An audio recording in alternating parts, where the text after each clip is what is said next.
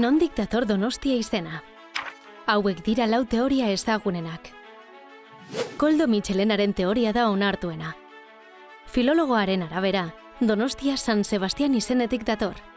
Euskaraz, done hitzak santua esan nahi du. Horrela, urteetan zehar, Done Sebastiane izenetik Donostia izenara bihurtu zen.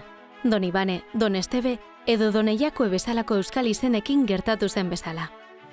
Bigarren teoria, Ostia erromatar hiriarekin lotuta dago, San Sebastian lurperatu zuten tokian. Latinez, don hitzak jauna esan nahi du. Beraz, Donostia, Ostiatik etorri zen jauna bezala interpreta liteke. Hirugarren teoriak, Javier Sada historialariak proposatua, Ostiak ibaiaren bokalea esan nahi duela dio. Bere interpretazioaren arabera, Alde Zaharreko biztanlei donostiarrak deitzen zitzaien, Urumea ibaiaren bokalean bizi zirelako. Laugarren teoriak proposatzen du, Donostia urtzi euskal jainkoaren gandik datorrela, Ostri ere deitua.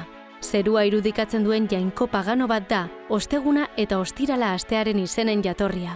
Horrela, eta berriz ere latinetik abiatuz, Donostiak Sanurtzi esan nahiko luke. Eta zu, zer teoriarekin geratzen zara?